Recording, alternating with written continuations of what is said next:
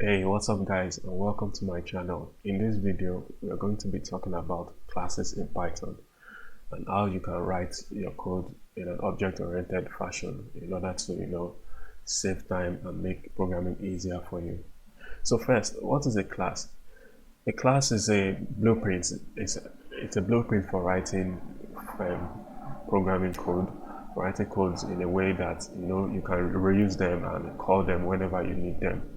And how do you start writing classes in Python? First, you write the class keyword, and then you write the name of the class, which is player, and then you add the colon. Now, inside this class keyword, we can now start writing our classes. Now, class always have what we call an init function. Now, the init function is a function that gets called when the class is instantiated or when the class is run, and we use the init function to hold variables or methods that will be very useful and important for us while we start running the class. So you will see you can write the init function using underscore double underscore init, and then we pass the self colon. Now everything we write inside the init function, once the class is run, will be required to produce those variables. Alright, so the self keyword is a keyword that we use to reference the current instance of the class. The self keyword is also used to access variables that belong to that class. And so if we want to create, let's take for example, we are creating a player class where we can have different kinds of players. This class acts as a blueprint for us to create different kinds of players. So we can just say inside the init function, we can say we have a self dot name, because the player is going to have a name, and then we can equal it to Iron Man, and then we say self dot age, and let's take for example the age of Iron Man is 27, for example. Now we have hard coded those variables of that player Iron Man, who is 27 years old. Now, but take for example, we want to be able to use these variables, use this class over and over again. We would not want to hard code that name. So let's take for example, say self.name equals to name, and then age. We assign them to a variable. Now we have to pass that variable here. We have to say name and also age. Now our class is ready with its init function.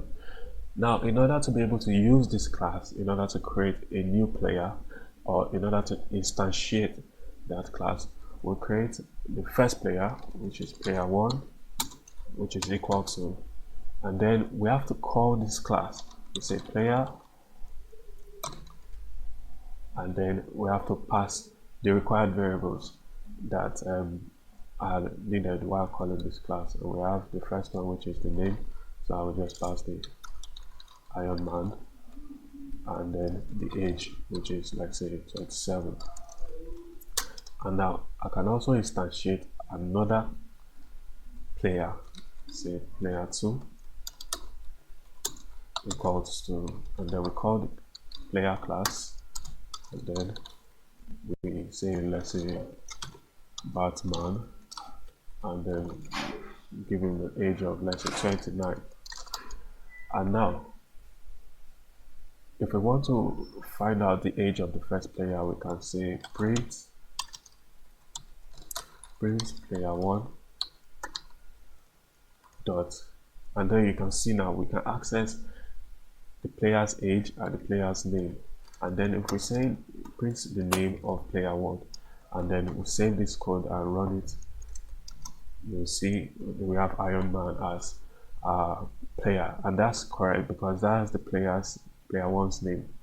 We have instantiated the class as player 1, and then we have passed the variable of name, which is Ironman, and the age, which is 27. Now if we were to print player 2 name, print player name, let's say we want to print his age, and then we save, we run this code again, and then you see player 2 is 29. And so you see, we don't have to like define the age of player 1 and player 2 over and over again. We can just instantiate that class and pass that variable alongside with it. All right, so that's the basics of writing classes in Python. That is the basics of using the init function in Python. All right, so classes can also have their own function. These functions are local within the classes. Let me show you. For example, now we say def, and then we want to define a function for the player, which is run, and then this function has to take the self keyword, and then we write. We can now say inside this function we want to just print a simple statement and say the player's name is running.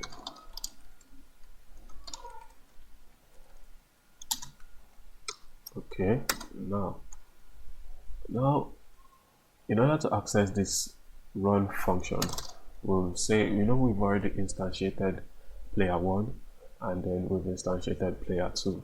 We'll just say player 1 dot, and then you can see we can access 3 things now inside this player 1 class. We have the age variable, we have the name variable, and we have the run method. And then if we just click on the run method and then we run it, save that, and then come back here and run our code, you'll see that it says Ironman is running. That is very nice because we have been able to access the name of the variable, the name of the player, through the init function. We pass it through the self here, and then we pass it into the run function.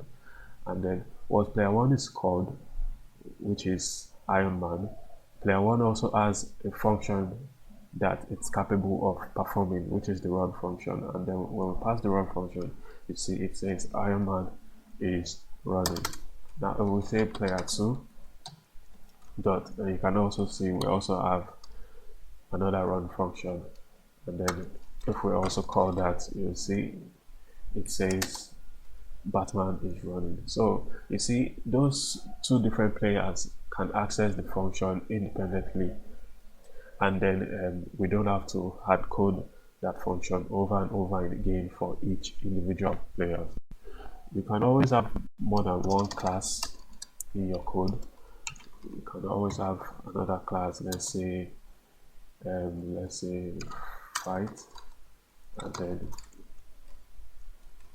now if you don't want to write anything in that class and you don't want to get this kind of error, you have to just pass the class, and then if you save the code and run it again, you see that we don't have any form of error. But should in case you didn't pass that class and then you run your code, you see that you get an error and it says player 1 expected an indented block. That's the problem is happening over here. So I'll just pass the class, meaning that we do not want anything inside that fight class. And so that is the basics of writing class in Python programming language. And with this object-oriented fashion of programming, you'll be able to achieve more in your code. I hope that this video has been able to, explain the basics for you of how to write object-oriented programming code and in Python, and this knowledge is transferable to other programming languages as well. It's just a concept that you need to understand, and once you are done, you'll be able to use it any way you want. Thank you so much for watching this video. Please like the video and subscribe to the channel for more content. I will see you in the next one. Thanks.